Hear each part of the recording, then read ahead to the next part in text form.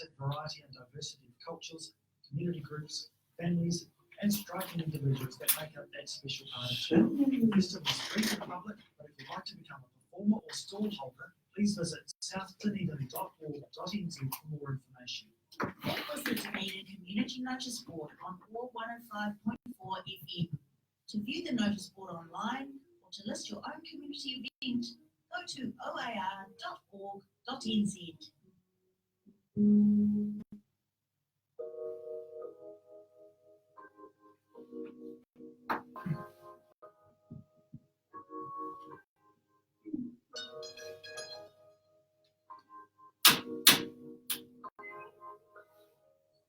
Mau.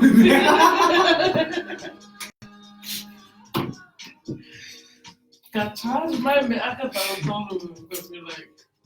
Ai foki radio station ke full dia bunga now.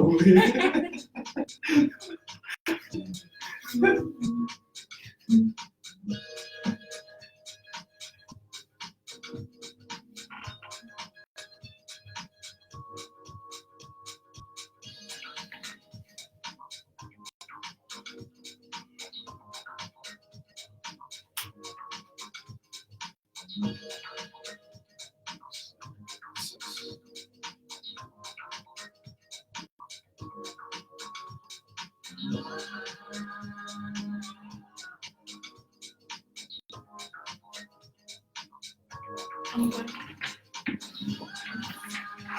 Ready? This chair is like. Look at this.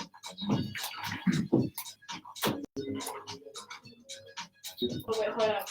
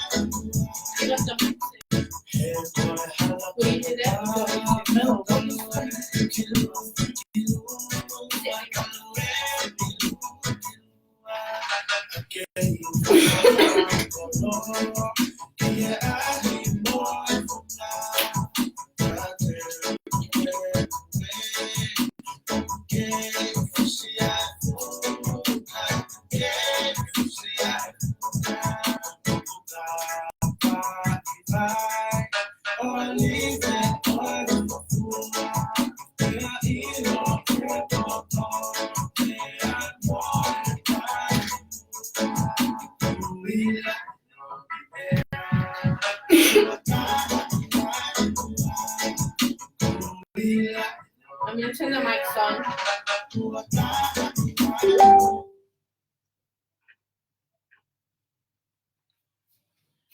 Malo Lele and Malo Lava Mai, everyone. You're listening to NJ, Bella, and Batu on Otago Access Radio 105.4 FM on the Lave Mai Show. For those of you who just joined us, we are running at our second episode for the year. So, second or third? Third. Third. Okay. You've been away for too long. Yeah, I know. But, you know, it is good to be back, and I have missed the show, admittedly, after being, so for this, I didn't ask, but I've been in Auckland the whole summer, and I have missed our little community that we have down here. But in saying that, you know, what have you guys been up to? I know we haven't caught up much or like as many times as we usually do since I've been back, but you know, give everyone an update on what you guys have been doing since the last show. Batu, you have a big smile, so it sounds like you have some big news to tell everyone on the show. Please do share. Not really. Not much, Mel. just pretty much uni and then work, and then I go to sports over the weekends. Oh, sports. Ooh, what sports do you play, Russ? I didn't realize. Play volleyball. Holidays. Okay. Yeah. Oh wait, didn't you say last year you were playing rugby? How's that going? For what clubs? Just running the water, pretty much. Okay. Very nice. Oh, sweet. And Mela, what have you been up to since our last show? Just busy with association stuff and trying to keep on top of studies. I'm hoping to go home in a couple of weeks for a bit. So just trying to stay on top of everything so that when I do go home, I can just not do anything really. Yeah. But yeah, just busy with the target Tongan association stuff. Oh, nice. Yeah. What do you call it? Did you guys get up too much? I know you probably covered it in your last episode, but did you guys get up too much over the summer? Yeah. Oh, we get it. You had plans. No, actually did a few things over summer. Yeah. I was at Shincho Otago for a bit. Before I came back. What were you up to there? Actually working on a farm. Can I not give you like a fair ilo? You're in Central.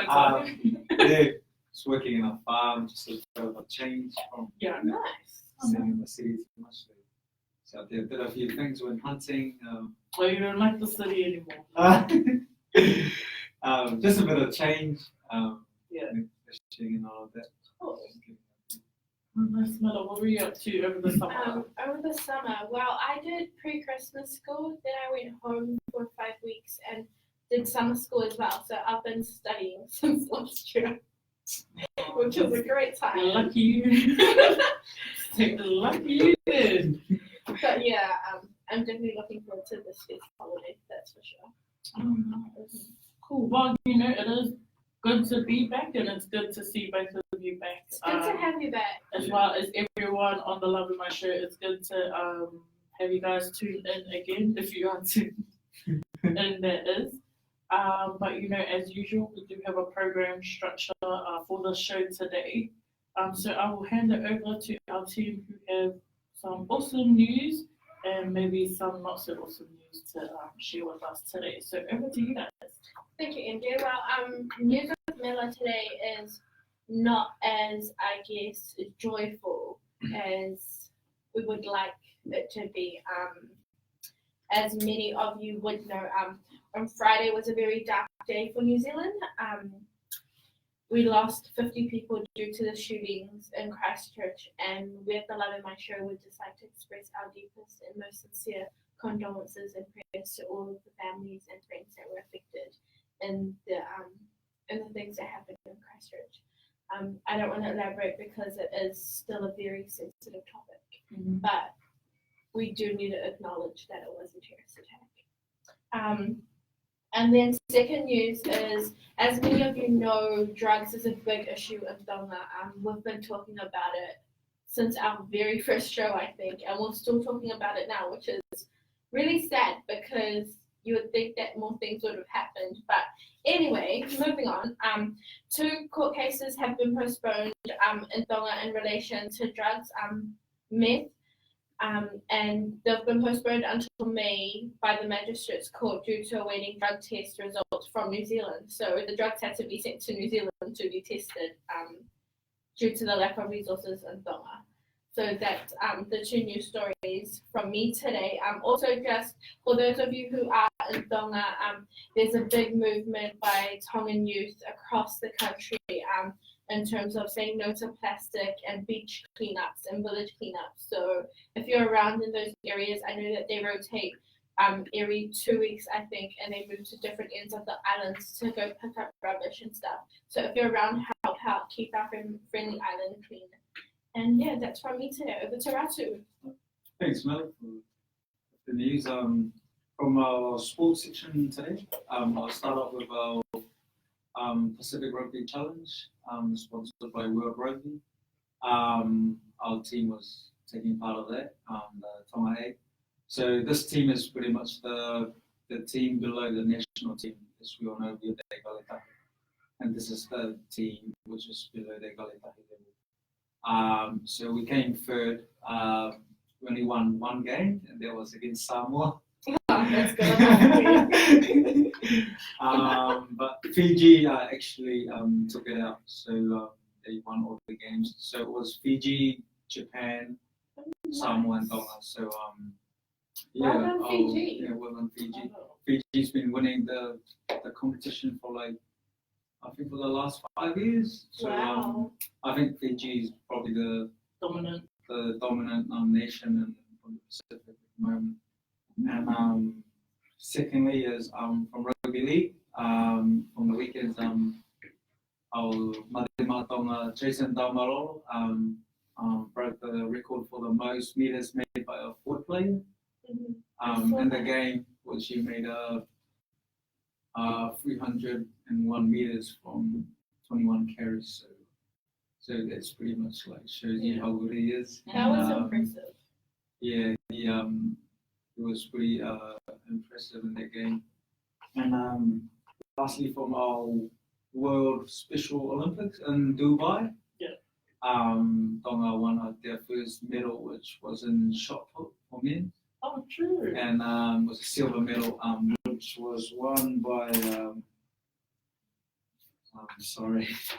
by Paula Tupo. He's from Dekio. So yeah, we do have a team at I think every World Special Olympics, and they're doing well. So it's a good start. We got a silver medal, and congratulations to Paula. And we hope that we are going to get more medals from the events. But, So we have 3 shot putters from Tonga and 1 100 meter. Yeah. Which is And exciting. in the team, overall. Yeah, overall. So there's 4 of them that went over as Tongan sportsmen and women. Oh, nice. So special Olympics. So Yeah. really great achievement. So yeah, that's me in sports for tonight. Yeah.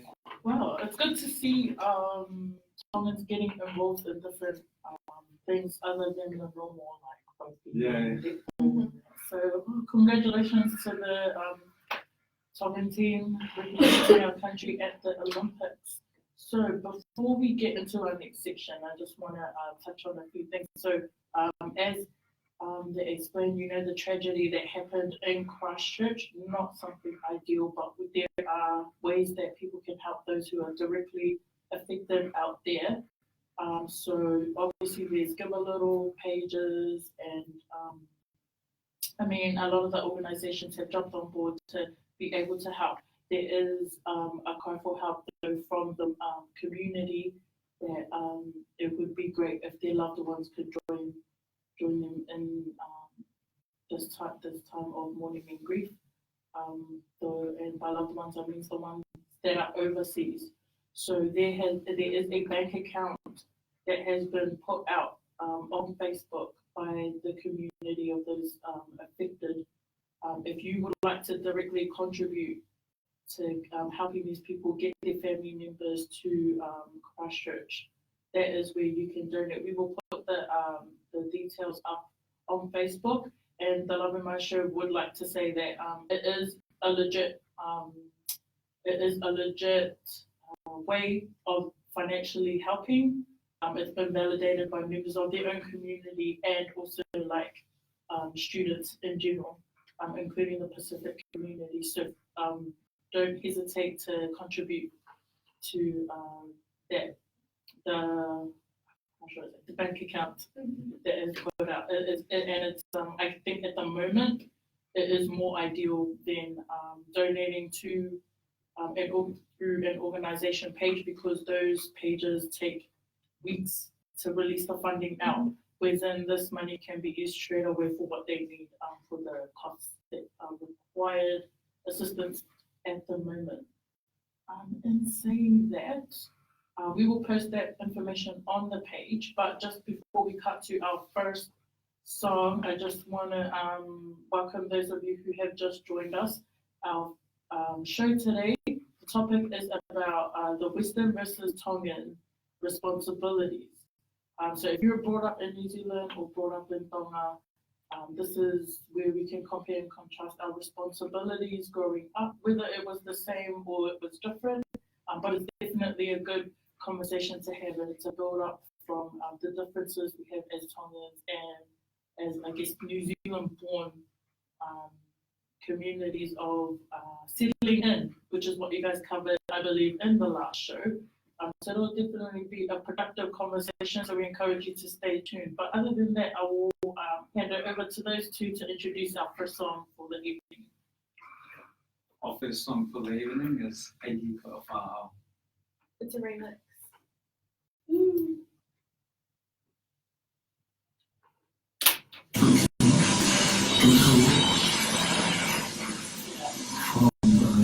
Very close to the daytime, where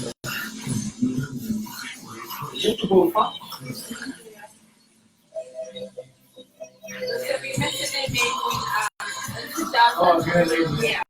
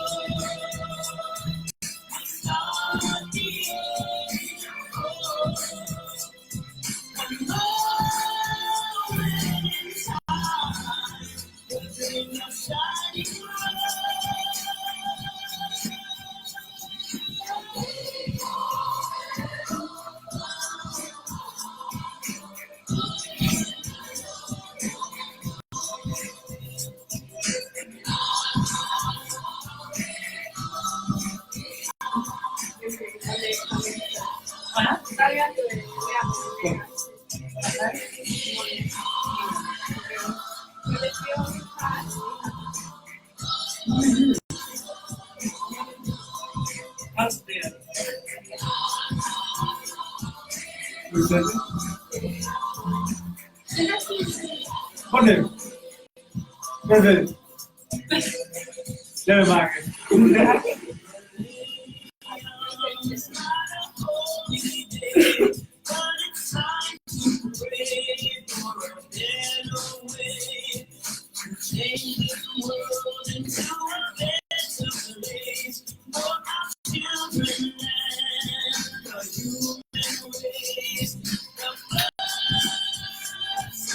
How would you say Lave Mai?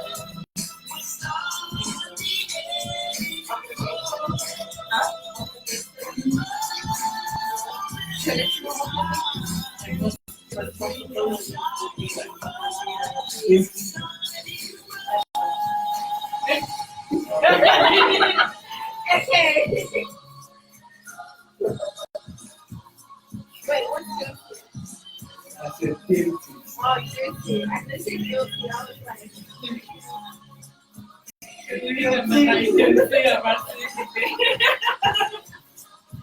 Guilty, Lave Mai.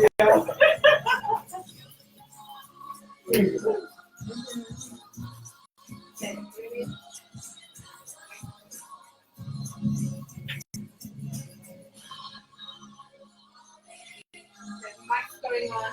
It's okay. Malolele and Malolo Lave Mai, for those of you who just joined us. You're listening to MJ, Mela, and Matu on the Lave Mai Show on Otago Access Radio 105.4 FM. So if you just joined us, we've covered our news for today. And we just had a little catch up earlier about what we've been up to over the summer. But as I stated earlier in the show, it is good to be back, but we will now move into our discussion for the evening. So every episode of the Lave Mai, we pick an issue that is either affecting students, Tongan students, or students in general, and how it affects us as Tongans. And what we do is we have a little talanoa about it. Get those key themes out there that I guess the goal is to talk about what people are not wanting to bring to the surface. And as part of a national Pacific and Tongan student movement, we want our students to be comfortable in voicing those issues. So today, as a follow-up from our last topic, which is the Western versus Tongan mindset of settling in. And then this particular episode is about the Western versus Tongan perception of the idea of responsibilities. So if we look at this term responsibility, right, guys? So as a Balangi, they would look at it as sort of like, I guess, the ability or the opportunity to independently, to act independently and take decisions without authorization, or like maybe not authorization, but it's more like you don't have to be told, like you already know that's what you're supposed to do and do it. Or it could also be perceived as something where it's like it's something that you're required to do as part of your job or a role that you have, or like maybe you have a legal obligation. And just during that song, we were talking about, the different words that you would use in a context around responsibility, and we talked about things like our kawenga or our whatongia. So it is something that I do feel like we need to talk about because of the different perceptions in the Western and Tongan context, which is why it's so good because you two both come from very different backgrounds, or similar and different. So I guess we will start at this point with you, Ratu. So I know that you grew up in Tonga. Yeah. So a lot of the Tongan values and the way of living is very much embedded in you. So could you just maybe shed some light on us on the types of responsibilities that a Tongan lad had to go through while growing up in Tonga, or also the way you were brought up at home, which is probably most likely very much embedded in the Tongan, in the Tonga Whakatonga. Thanks, MJ. Just remembering back when I was in Tonga, my responsibilities at home were kind of the same during the week, and in the weekends it's a bit different because we have Sunday off because Sundays are holiday days. But from Monday to Friday it was like I'd go to school, and then when I get back home, there's gonna be my responsibility was to I had to go to our neighbours because they had a big ass water tank, which is they call it Tonga. I had to fill up the bottles, the plastic bottles, because this our water for the day. So I used to do that, and I had to pick up all the leaves around our house. So that was my my responsibility as a primary school student. And then once you get to Saturday, it's different. So we all had to wake up in the morning, and we'll go to Uta, and then Tawanaki for Sunday, we get the Lailu and stuff, and we'll come back and prepare our umu and stuff before Sunday. So that was but it was pretty much you get told to do things, So in Tonga growing up, your responsibilities were you do it, but you still get told, Yeah. You have to still listen, you have to wāngongo and that kind of stuff. Okay, so it's interesting that you say that. So, because in New Zealand, a lot of, I guess our young ones, probably most likely nowadays, when they have to do something at home, they expect some sort of remuneration or get paid. Yeah. They get paid to do the chores. Yeah. But what you're explaining sounds like it was a part of your everyday life. Yeah. So, can you just explain to us, and especially the audience, why would you continue, as someone growing up in Tonga, why would you continue to collect the leaves and go to Uta on Saturday? What is the purpose of you doing that every day, as opposed to someone here who would ask for pay before they collect leaves or something like that? I think firstly, it's just part of the Tongan culture. You know, you listen and you obey the instructions that you get given, and you do it without asking why. Yeah. You know, you do it as you go, and it'll be up to a stage where you understand. So it takes a while, and But do you, like, now that you were grown up, do you see a bigger picture of why you had to collect the leaves? yeah. And, I think for me, like, it influences a lot in me. You know, when I was young, doing those kind of things, and still like the idea of hard working and and not giving up in whatever I do. Like, Yeah. so that's how I put it. Pretty much, Yeah. like pushing me and Yeah, and would you say that it's probably like you playing your part in your family, or like, you know, to like someone has to go collect the leaves, and that was your job, is to get up and collect the leaves, and someone else's job was to do something else? Oh yeah. Oh. That's part of that's how we live, and we do things cooperatively, like Yeah. There's so I do that, so my cousin will do something else. Yeah. So by the end of the day, so things are done Yeah. in a certain way. Oh, But like but it's like, so I still do that today, and even today, like when I go back home, I still do that because that's what I used to do. But like I think I've learned that from whatever we do at home, there'll be still like an elder. yeah. Like, it's like sort of like instruct us to do stuff, and he'll just stand there and watch. So up to now, like when we have our, like, say a funeral or wedding, we do the work, us boys, but like they still they want elder, like uncle or something, that instruct you to do stuff. Yeah. You don't just The go rest in. of the family. You don't just go in and do what you know. You gotta listen, and and it's that's still in me, like that kind of like always. Well, mom, when you go back home, you don't want to be time what I go Yeah. home. That's actually very interesting. So, you know, based off what Ratu was saying, it's, you know, responsibility is very much linked to collaborative working, which is very different to the perception that you would have in a Western context. But, you know, which is a good point. So we'll move over to Mela. You know, you had quite a different upbringing. So you weren't brought up in Tonga, you were brought up in New Zealand. Born and raised. But to a Tongan, like in a In a Tongan family. So just maybe talk about how, you know, your responsibilities around that, so that we can see whether it was different or, you know, and maybe not just at home, but also talk about like if there was other responsibilities that you had at school that would be different to the ones you had at home. Okay, well, I'm the eldest of 10 children. Wow. Just putting that out there so it'll kind of give you a better understanding of my upbringing. I have 6 sisters and 3 brothers. But yeah, so our house has always been busy.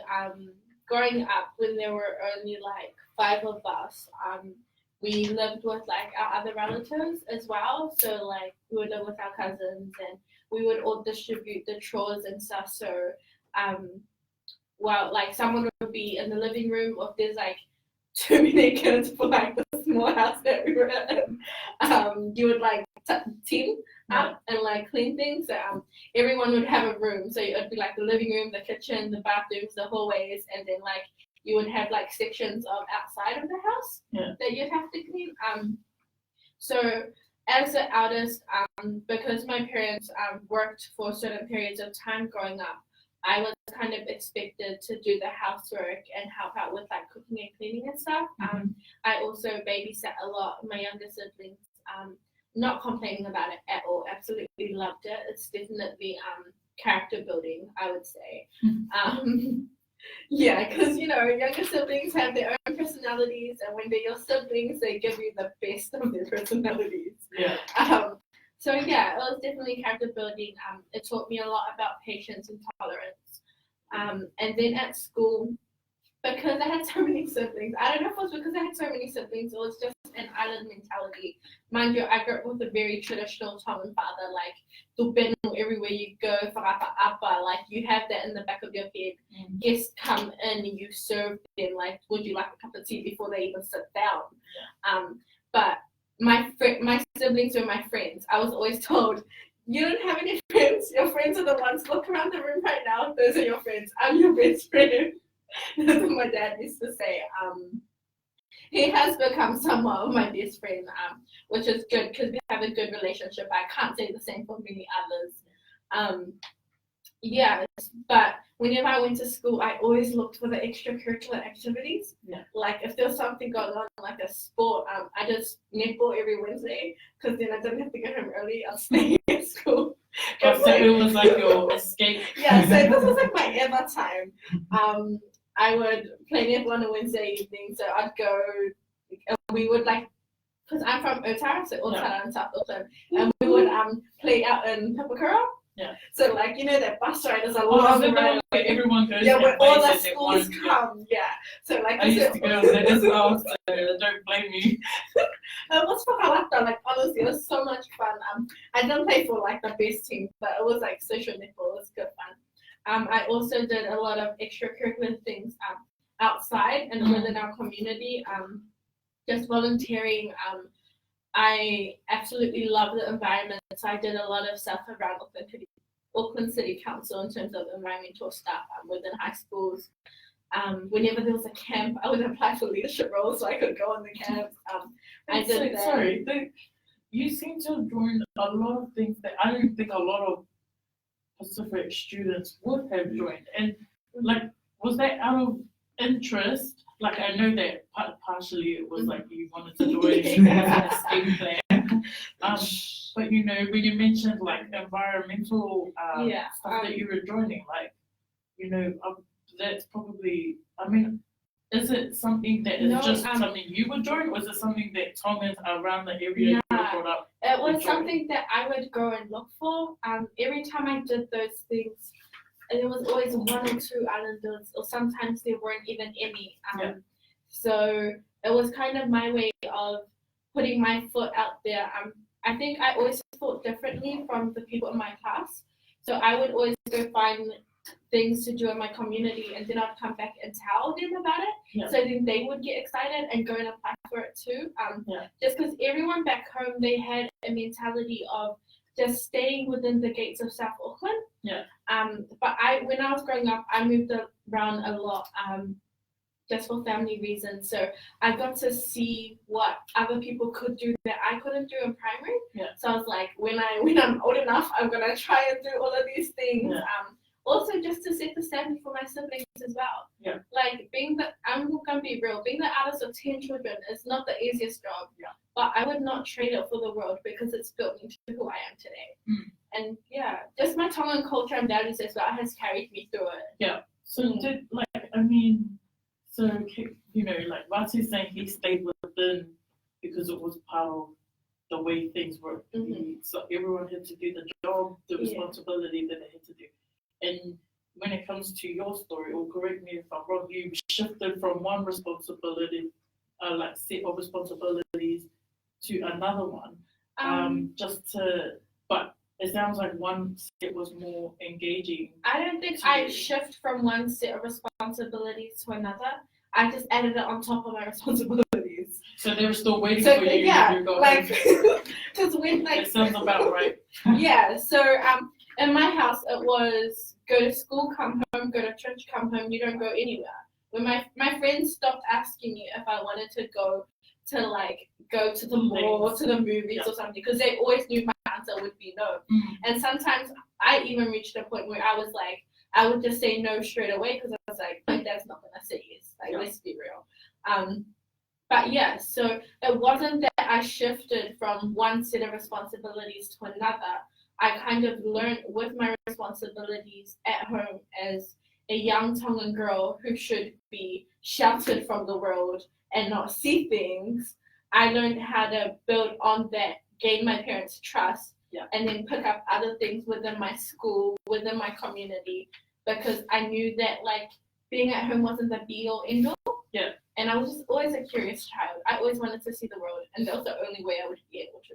So would you describe your responsibilities you picked up at home as like time out? Yeah. Like, oh, sorry, I know it's not No. It's all good. Yeah. So. Because it sounds like if it's not shifting responsibilities, but stuff that you wanted to add on and like put Yeah. on top, but you loved it enough that you were able to manage both sets of responsibilities. So like I was that a timeout? Yeah, that was my Period. time out. So a lot of people like at uni, oh, you're so busy, you're always doing things. But that's because when I came to uni, my responsibilities decreased. They didn't increase. At home, I was cooking, I was cleaning, I was doing laundry, like I was sewing and all of that type of stuff. Yeah. And that's like the norms for me. And then helping others is my passion. So if I'm gonna go out and you go there, like I'm all good with that because I'm not at home. Yeah. But then like if I have to stay home and babysit my sisters and my brothers and my nieces, I'm gonna absolutely love that because I get to do that with my family. Yeah. Those are like memories that obviously they'll drive me up the wall, let's be honest. Like, There's no one who doesn't have younger siblings who drives them up. yeah, but yeah, so it's just always been like building on top of it and learning how to deal with it more. Yeah. So, that's why I was asking because I was like, I resonate a lot with that because, I'm going to be honest, when I didn't have much, I came down here trying to focus on uni, just uni, but I did a lot of extracurricular activities when I was in high school for the pure reason to get away from home, get out of the house. Now you're away from home. Now I'm away from home, I was like, nah, I need to learn to focus on school, but it didn't It help. wasn't enough. So then So my you extra, have to like, look for sports, more. OTSA, the Lave Mai Show, it becomes like a coping mechanism for me because I need to have that on the side so that I can be, keep myself on track in both things. But just, going back to the responsibilities in general, Ratu, you would have came to Otago and then found that there was a difference in responsibilities that you have at home with family or community to responsibilities that you have here. And so, for example, you came down here and I know that there were a few times where you were on the OTSA, the Otago Tongan Students Association exec. Did that, how different was that to your normal responsibilities and how much effort did you put in to this responsibility knowing that there wasn't like a director of your family telling you that you had to do it, but it was more like a volunteer type role? Thanks, NJ. I think being part of the OTSA team, it's a lot. It's a lot to do with doing things at your own initiative. And that was a bit of. Would that be different? Yeah, that was quite different for me.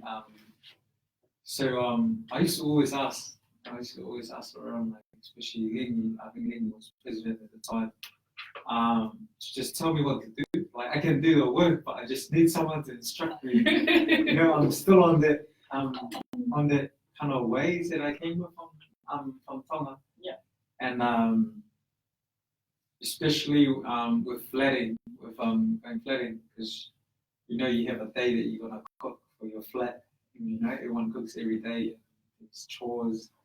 I was all good with the chores, but like trying to cook, because like in Tonga, I came from what I had to do, like was just Mauda Niu and Lolo Gahaka. That's it.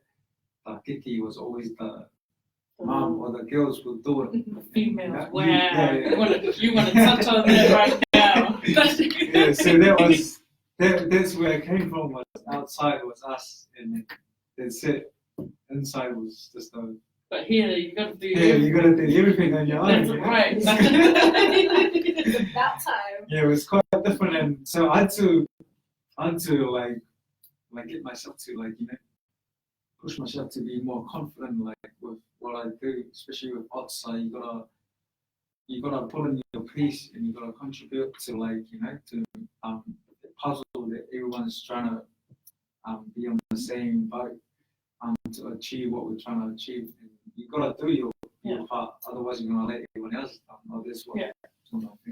So the fact that it went from someone telling you what you had to do to you volunteering and your effort, amount of effort that you put in, did that change the amount of effort you put in, or like your ability to do the work?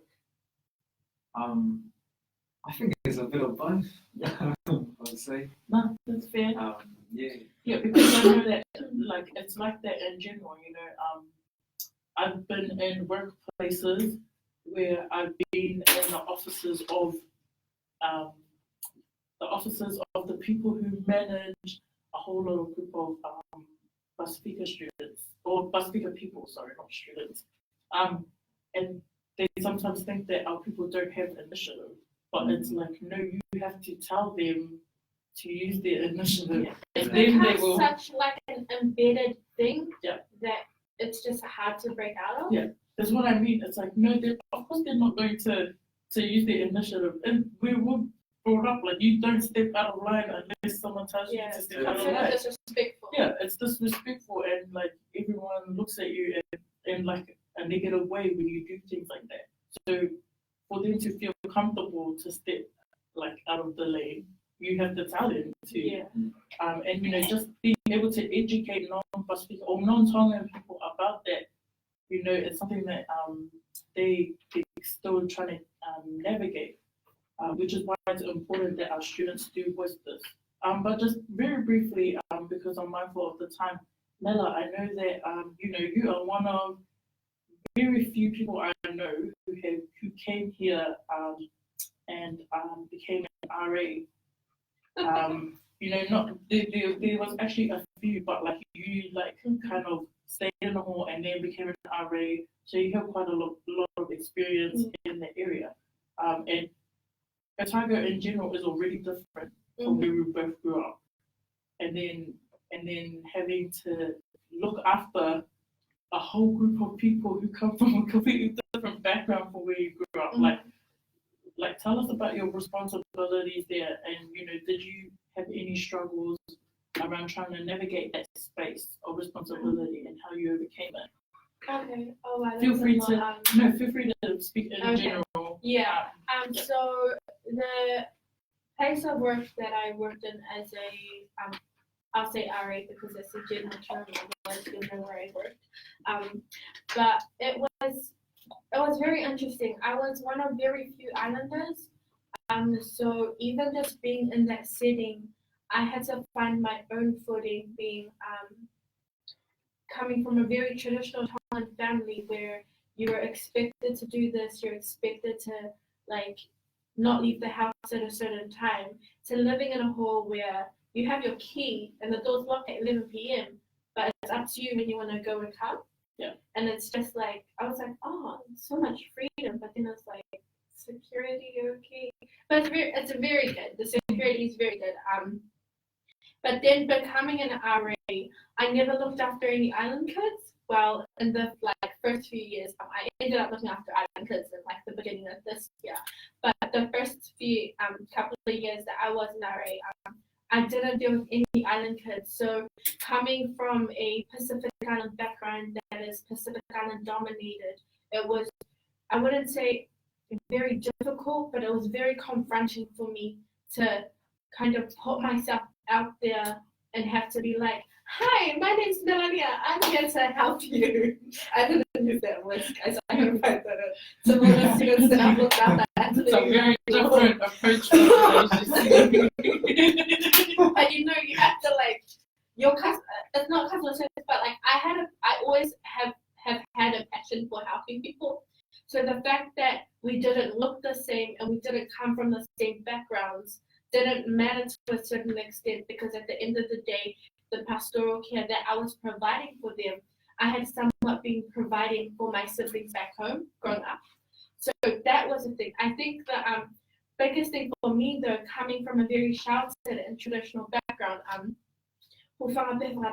and like to all my family that I'm from, I will just like turn the volume down. But I had to talk about sexual education and that type of thing, relationships, and it's just like in my family, that's like you don't go there. You don't even talk Like about that's a that taboo stuff. topic. But like it's very Even between girls. yeah. It's okay. I'm not fucking up about Ratu, so it's okay for me to keep talking. But like, and saying that, like, I can't talk about before becoming an RA. I did not feel comfortable talking to my younger sisters even about this type of stuff. But now, like, if someone asks me a question about it, You just say I'm it. all about safety and protection because like it's so important. Yeah. Like I cannot stress enough how important that is. But coming from a traditional Tongan family, like even if my family listened to this stuff, they'd be like,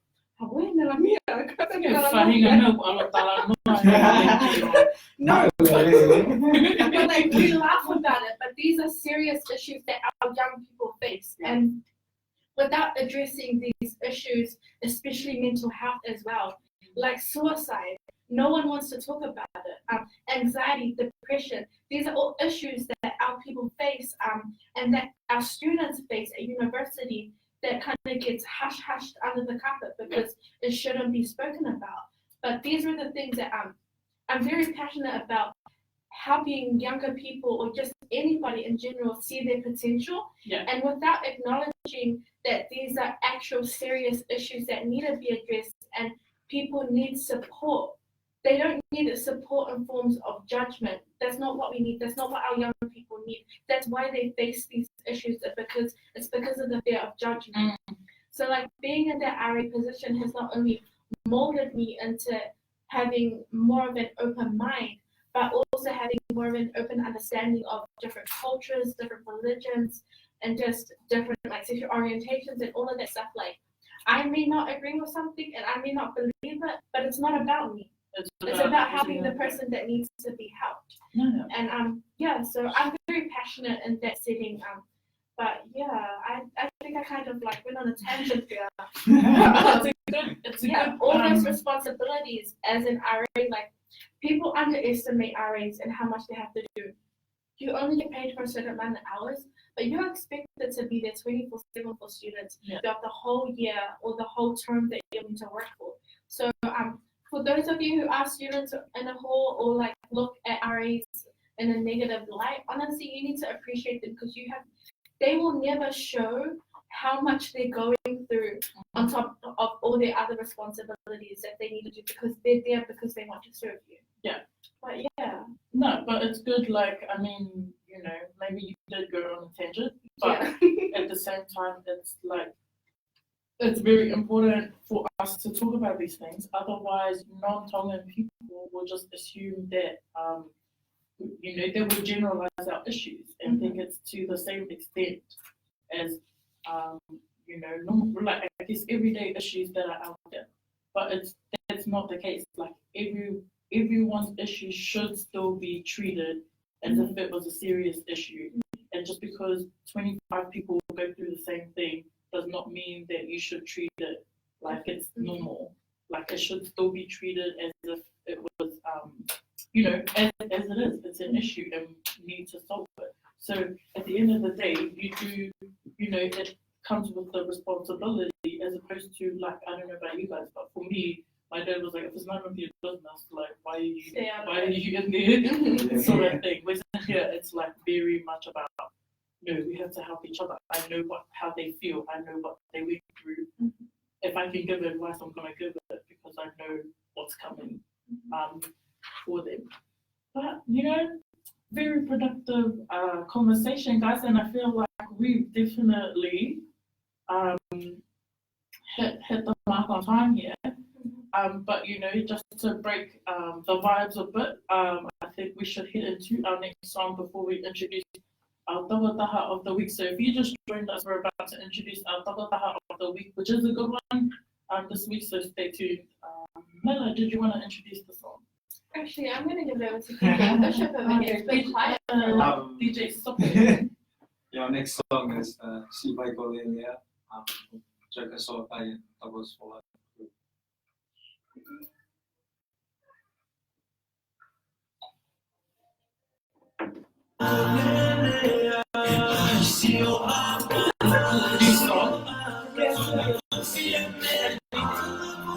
It's the Tabos for Life.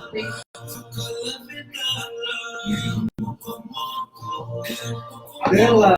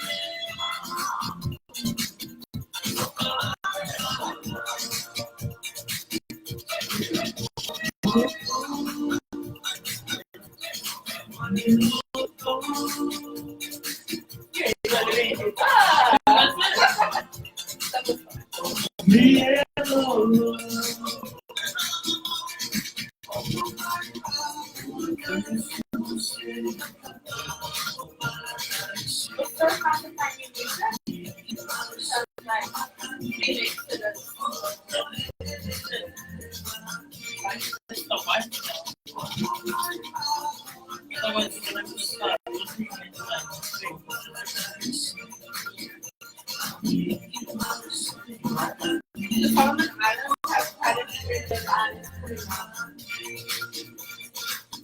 How long is this one?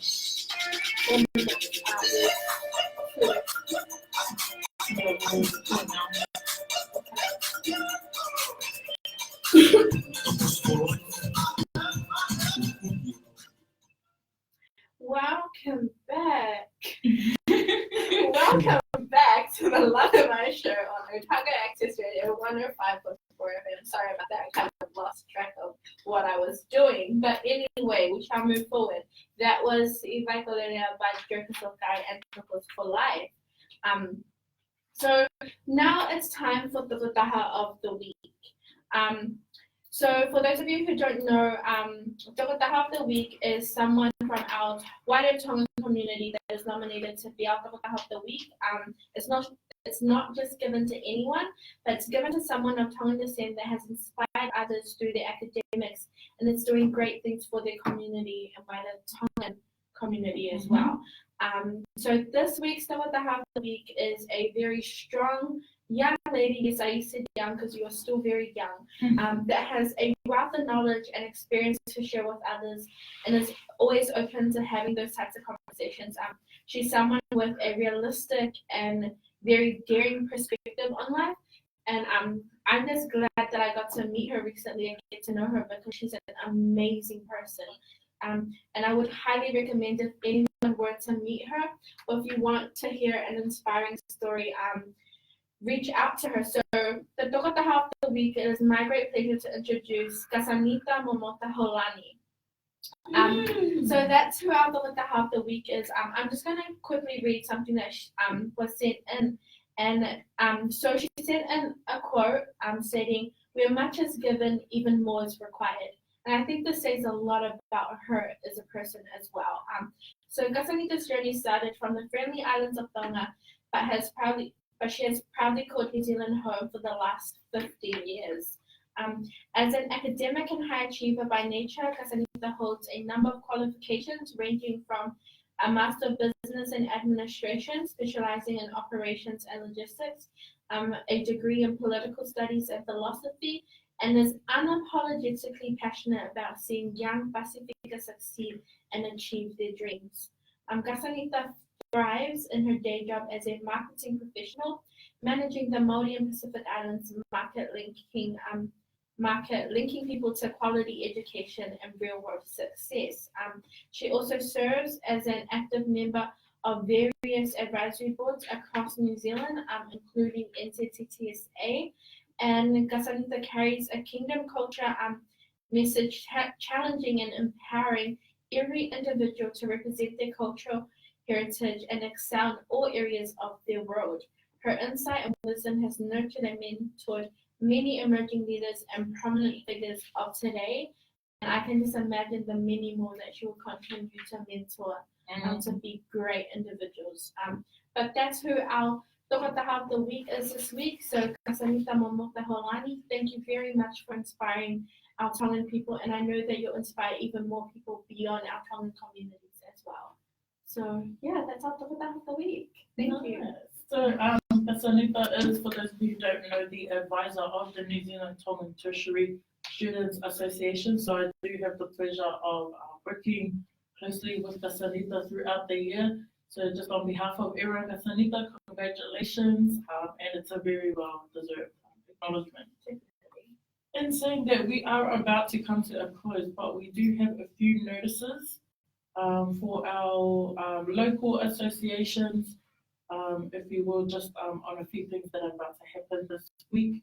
So first things first is that the Pacifica staff at the university wants to bring together our Pacifica students this Wednesday, 6 to 10 p.m. at the Union Main Common Room, in acknowledgement of the tragedy that happened over the weekend, and to bring together our students, just to make sure if you're okay. So as stated in the notice that they put out to you guys, you know, Fefe Hake, Wama Oe, you know, oh my God, I feel bad, I forgot the Fijian one, but you know, are you okay? So, you know, if you're not doing anything Wednesday, the 20th of March, 6 p.m. to 10 in the Union Main Common Room, feel free to come along if you're available. Another thing is that the OUSA Special General Meeting has been postponed to the 17th of April. So it was originally set for this week on Thursday, 12:30 p.m. But in light of recent events, it is postponed to the 17th of April. And last but not least, our community is coming together on Thursday night for a vigil for those taken in Christchurch. And that will be at the Octagon, 7 p.m. to 8:30 p.m. So all is welcome. You know, it's all about bringing together our community for today. This week. And saying that, I believe we have come to the end of our show, guys. Thank you. Thank you very much for all the prep. Thank you to those of you who have tuned in. Thank you, Monet and Peter, for commenting. They've been the only ones that comment on our show. We have come to the end, but you know, do tune in 2 weeks' time for the show. Otago Access Radio 105.4 FM. You're listening to the Lave Mai Show. This is NJ. Mela. And Ratu. Further complaint. The complaints. I was like, look at you like. Yeah, like they'd already like cut us off. No, that's all right, because the podcast goes all the way to the end. What's up, guys? Where's the next social? Oh, it's Thursday, March 28th, Oh my starting at 7 p.m. We just I laughed because I was like, Well, loyal. Making schools, making shows and podcasts. Okay. Where are we going to eat? Community. I have half an hour.